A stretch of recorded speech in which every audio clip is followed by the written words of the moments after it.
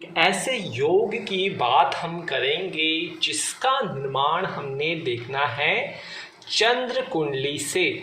अगर चंद्र कुंडली से ऐसा कोई योग बनता है उसका नाम लेने वाला हूँ, लेकिन उससे पहले मैं कहूँगा कि आपको पता है कि कुंडली में छठा भाव, सातवां भाव और अष्टम भाव, ये सभी को पता है किस भाव को क्या होता है। तभी मैंने लिख दिया है ताकि आपको समझ में आ जाए।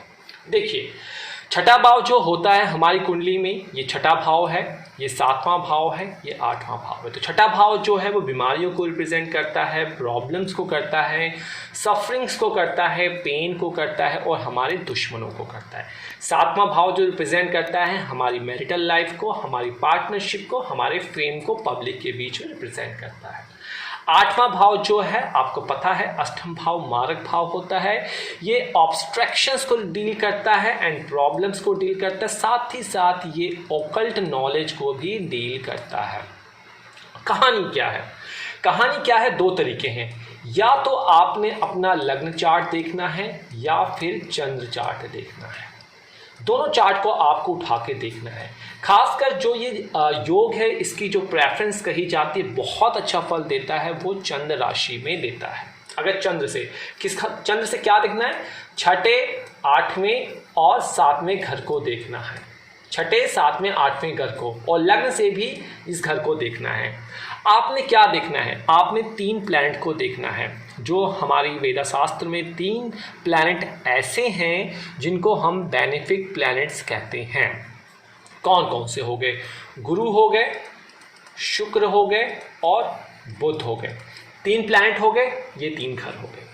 अब आपको क्या देखना? अगर इन तीनों घर में इनमें से कोई एक प्रेजेंट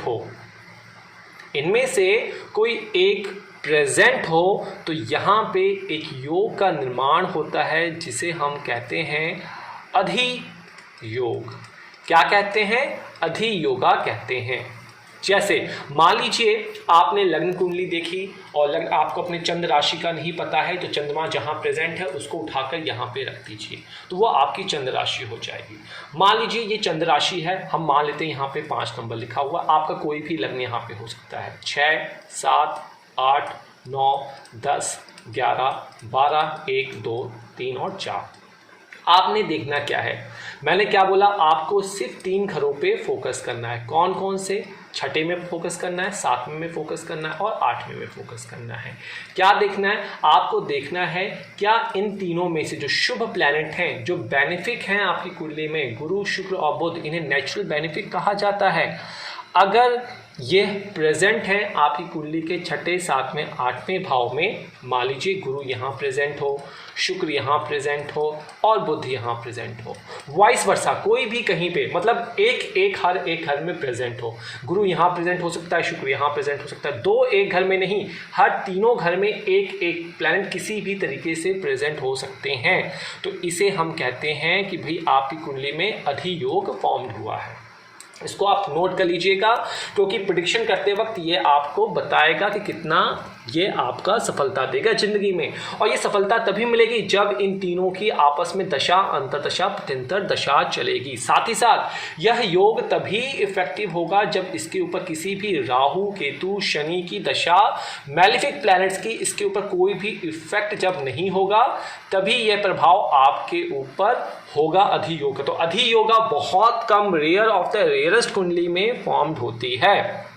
तो विदाउट मैलिफिक इफेक्ट हो तो अधियोगा होगा, इसे हम कहेंगे चंद्रादि अधियोगा।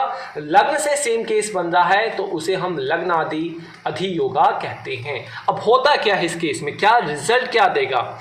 तो बेनिफिक प्लैनेट्स प्रेजेंट हुए तो ये आपको छठे, सातवें, आठवें घर से जो भी प्रॉब्लम्स होगी उनसे ये फ्री करेगा। कब करेगा? जब इनकी दशा अंतरदशा होगी। क्या ये आपको डिजीज से फ्री करेगा, आपकी लाइफ को हेल्दी बनाएगा, एनिमी आपको हार्म नहीं पहुंचा पाएंगे, आपकी प्रॉब्लम और सफरिंग ईजिली मैनिफाइड हो जाएगी, मैरिटल लाइफ में हमेशा खुश रहोगे आप, पार्टनरशिप कर रहे हो, बिजनेस कर रहे हो, सफलता मिलेगी, कोई भी छुरी लेकर आपके ऊपर अटैक नहीं कर सकता, मतलब आप बहुत शक्तिशाली यहाँ पे हो जाएंगे। तो अल्टीमेटली पावरफुल तभी होगा जब मैलिफिक इफेक्ट इसके ऊपर कोई नहीं होगा। और ये तभी, इसका इफेक्ट तभी आपको देखने को मिलेगा जब आपके ऊपर दशा और अंतरदशा इनमें से किसी एक की चलती हुई मिले, या फिर गोचर में गुरु, शुक्र और बुध इन तीनों रिस्पेक्टिव हाउसेस से चले तो आपको इसका प्रभाव शुभ देखने को मिलेगा। किन घरों से?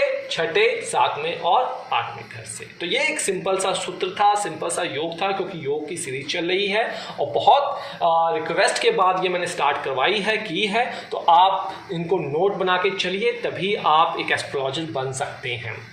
अगर कोई गलती होती है उसके लिए मैं क्षमा प्रार्थना चाहता हूँ। कोई कॉन्सेप्ट रह जाता है तो उसको मैं डेफिनेटली इन फ्यूचर आपको मिलेगा नई वीडियो में। तो जाते जाते हर वीडियो को ध्यान से एनालिसिस कीजिए। कोई भी सहायता चाहिए, डिस्क्रिप्शन बॉक्स में ज्योतिष घर वेदा ऐप हमारी वेबसाइट से कांटेक्ट कर सकते हैं आप।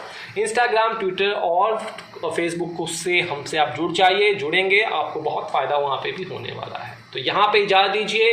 कोई कॉल, कोई सब कमेंट ना कीजिए विदाउट प्रायर अपॉइंटमेंट। हमारी तरफ से कोई कॉल नहीं की जाती है। कॉल और ईमेल अपॉइंटमेंट पे ही ये बेस है और उसके ही आधार पे आपको समय निर्धारित किया जाएगा। तो आज बस इतना ही, आज्ञा दीजिए। जय माता दी।